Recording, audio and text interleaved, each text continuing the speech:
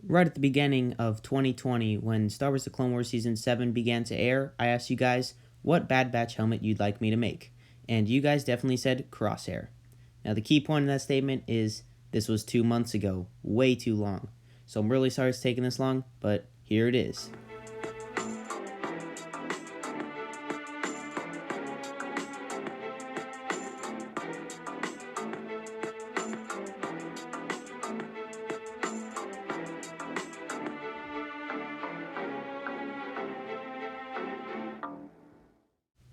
Hello, and welcome to my channel. My name is Ryan, or RGR Productions, and today I'm going to be showing you how I made my Clone Trooper Crosshair helmet completely out of cardboard. This also includes a movable rangefinder, and it is from the Star Wars The Clone Wars Season 7, Episodes 1 through 4. So this is the base piece I have for my Crosshair helmet. It might not look like much, but this is what I've got for the face piece. So basically, if you look at it from a side profile, it kind of curves forwards. So I'm going to glue this seam together right here, and then glue the two pieces together about 1/4 inch apart. So I'll come back when I have that done. I didn't show you guys how to make that top little detail, but basically it sets on top of that 26-inch dome base piece that's glued together with a couple supports, and then it's just like this kind of rounded shape that goes up and has a semicircle cut out of one end. And with that lip coming down at the bottom of the chin, this one doesn't have any teeth, it's kind of unique. I have this one piece that kind of fills in underneath that, and then it has two circles on either sides, and that helps fill out the main shape. So what you can do is it'll act as a support when you wrap a piece of cardboard around that and just glue it on to the side of those two chin flaps, and then just wrap it all the way around to the inside, cut it off, and glue it on. I did the same thing with this as my other ones, just by tapering the front edge with a couple bits of snipped off scissors. You just take a little bit of wedge out of maybe every 1/2 inch, glue those together, and then you can continue working the panel all the way back. So you add about a 1/2 inch wall for those little side compartments, and then you just build a wall all the way down to how long you want it to be. And then this is something new that I started with my ARC Trooper Jesse helmet, is you take a support piece. So basically inside of that tube around the whole back, it's filled with support pieces, so it keeps the whole thing uniform. So if you just take a semicircle shape, you can glue that onto your side panel and then wrap that with cardboard, and then just take that same exact piece, glue another one behind it, and then glue on another piece, and it basically just keeps the whole thing uniform and looking good. So now I'm gluing on two side panels. These go a little bit higher than normal ones. Like on a regular Phase 2, it stops at the brow line like any other helmet, and on Phase 1s, it's more similar to that, how it goes higher up. So I'm just making sure to pay attention to that. And also, at the top of this piece, there's a 45-degree angle that takes up about 1/2 inch. So basically what I did is I made the whole piece, added about a 1/4 inch wall, and then I took my X-Acto knife and shaved off a 45-degree angle that took up about 1/2 inch from the top. And then once I was happy with that, I could glue it on and then add some more support pieces at the base, wrap that lip again all the way around, and then I could also add a wall between the cheek compartment, the main visor piece, and the side panel. So it varies in thickness. It's about 1/4 inch to 3/4 inch, and then rounds off at the bottom going over that main lip piece. Again, here you can see me working on this back piece. I really love how this helmet was designed because you can see it taking inspiration from the future Stormtrooper helmets with those two trapezoid shapes at the back.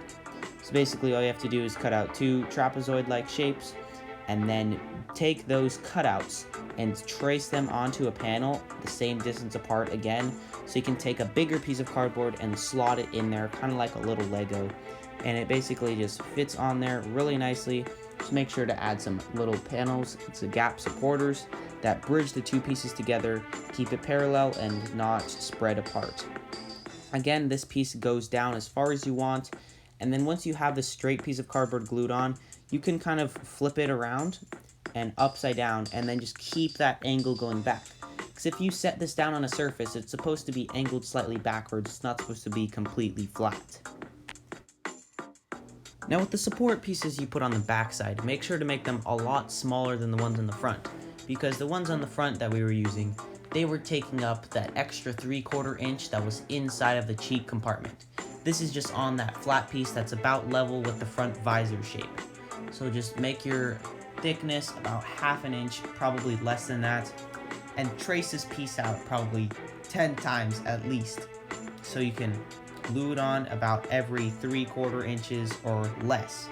And then you can take a piece of cardboard and bridge the gap between those two so it keeps a nice uniform lip across the whole back. Now, I really like this technique. One thing my dad pointed out to me is now that I've gotten the nice uniform curve going one direction, my next goal would be to get it going the opposite direction, kind of like the dome, to make it a lot smoother. Basically, I just kept this technique going, taking about 2-inch pieces, wrapping them over the support pieces, and then gluing them on, and then moving on, and making sure that it lines up smoothly. Now, to make sure they line up, you need to hold up the piece of cardboard and kind of eyeball. There's a lot of eyeballing in this whole process, so you're gonna have to have a good eye. And the top edge doesn't really matter if they're like lined up. If it's missing by like a millimeter or so, that's fine. You can fix that with spackle. That's totally fine. Now I started working on the dome once I had that back bit finished. And the dome, I originally made a little bit too tall. I made it starting at the top of that front visor, shield, whatever it is. And I eventually had to cut about a 1/2 inch off, so it actually started below it, and once you're looking at it from a side profile, you can actually see that visor bit sticking up just a little bit. And also, one thing I might do in the future is I might cut off that 26-inch bit and just try to make the dome start just a little bit lower, just so you can get a nice, better uniform curve. Here I'm working on the rangefinder, which is just a bit of PVC pipe that I took, drilled a hole all the way through, and then I stuck a barbecue skewer through that, and then glued it in. Added an end cap of cardboard, and this rangefinder is a little bit unique. It's not like a Captain Rex or Commander Wolf, just regular clone trooper helmet. It kind of has a really long teardrop or raindrop shape on the side, and then there's that one circle from the main rangefinder on this. I took some big liberties here with what this looks like, because the couple reference images I was looking at was from a front view and then the opposite side view. So you couldn't see that main side, you could just see how it was kind of this teardrop shape. So I just assumed what that would look like. The top of it is also very different. It's kind of like 3 pieces of cardboard sandwiched together, 2 pieces that are way thicker than the middle one, and then the middle one's just kind of creating a gap there, but it's so you can't see through it. There's a bunch more complicated shapes. I'll put in a super close-up video over this voice recording right now, so you can just see how great that looks. But it's very tiny details, and make sure with all the corrugation you can to cover it up with flat pieces of cardboard. If you don't want to use thin cardboard, you can just as easily use a piece of paper as well. I haven't ever tried it, but it should work the exact same way since they're both about the same thickness. I've seen many other cardboard YouTubers do this, and that's how I got the inspiration to do it. You just peel off the top layer of the cardboard so you have a super thin, like paper thin piece of cardboard, and then you can glue it on top of that piece. Then I started filling in the dome, which is pretty much the same as all of my other helmets. You just take about a 2.5-inch strip and make it as long as you need it to be, and then just every 3/4 inches or so, you cut a little triangular shape just like the front chin pieces. And then on either side you have that, and in the middle there's about a 1-inch strip that isn't folded, and then you just fold those bits down, fold them the other way around, and then glue those pieces together, so then once you can glue it on, it'll be nice in a concave shape. And then just with those 2 extra gaps on either sides, you can just fill those in with some more cardboard. Now I've been using the same exact technique since my Clone Trooper matchstick helmet, the pilot one, and I really like it. I think it's a pretty innovative technique, and I've only seen a couple other people use this technique, but not for the same idea. They just use it for like a center strip or something like that. So I really like this technique, and I want to be able to incorporate it sometime in the back lip. I feel like that would be a pretty good idea. So once you've mirrored this technique on all 4 of the corners, you get to do one of the more daunting stages of this helmet making, spackling. Now I got the helmet all finished up. As you can see, the dome is all nice and filled in. So the rangefinder doesn't need any work, and neither do those side end caps. So what I'm going to do is spackle over all the gaps, like here, all over the dome, making sure not to overlap with this front detail, and then the lip around the whole back. So I'm going to go do that, and Obviously, I'm not going to show it because I've shown it in like 10 videos. So the first video I showed it in was my Iron Man Mark 45 from last summer, so you can go check that out. But I'll cut back once I have this all spackled. As you can see, this is all nice and spackled over, so all I have to do is sand it down. I have this little area masked off, as well as the main rangefinder tube masked off here, just because I'm going to be painting them, and I don't want paint on that. You want it to be plastic on plastic, not paint on paint. So I'm going to go sand this, and then put some filler primer on it. You can see later on in the build, this is completely fresh plastic. There's no paint on it, and same with this piece. So just keep that in mind. You want it to be a very smooth joint, because if you put paint on it, then it's going to be very rough and way too stiff, and it'll just eventually chip away.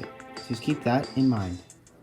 Now that I have all of the dark gray masked off, and I also did it with filler primer as well, the dark gray is all done, and where it's going to stay is masked off, so now I'm going to paint it the same color as my Commander Wolf, which is kind of like a smoke gray, and this is just dark gray that's painted first. So basically everything else will be covered with that. The rangefinder's dark gray, and the two ear panels I made are dark gray. So I'll be back once I have the masking tape all off. So this is a big change from when I last filmed this helmet. So basically what you last saw is this gray was all masked off, and I was going to paint this lighter gray. So went ahead and done that. Also painted these side panels and glued them on. And I've basically done all the markings on the helmet, which is very simple to see. Just some white paint, red paint. This is the same gray as this. Just a little bit of a detail there. And that's pretty much it. That's all I've done. So now I'm going to go ahead and put in the visor. So I'll be back once I have that done, so I can show you how to do these white details on it.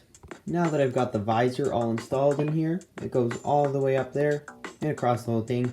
I'm going to put a circle kind of right in the middle of this area, and then just finish off the circle on the sides here and here. So now you can see this is looking pretty good. I just took some grayish white paint for the middle since it's a little bit darker than the outside, then I just continued this on there.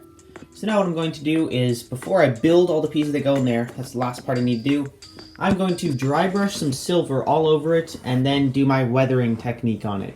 So I'll come back once I have that done and once I need to build these pieces. So this is the tiny little detail I have that goes in between the chin on the Crosshair helmet. So what I did is I took some of those tubing from my matchstick helmet right here, and I just cut like a little 1/4-inch segment of that, and I just glued it on. And then for the middle, it's just some simple cardboard detailing. You could also just use cardboard corrugation, but it won't be as accurate. And then these main weird little tube things, I just used rope because I thought they'd look pretty good once they're painted. They'll look like mesh tubes or something like that. So I just went ahead and glued those on kind of like in a macaroni shape. So now I'm going to go ahead and paint this flat black, weather it, glue it on, and then that's it. That's how to make the helmet. Again, make sure to dry brush this piece once it's done, so it actually looks like it's made of metal. So you can see this was previously rope, and right now, it actually doesn't look like that. Same with these, this is just plastic and cardboard. Once you dry brush it, it ends up looking pretty good. So now that I have that done, that ends up being the completed helmet. So now, I'll cut to the outro.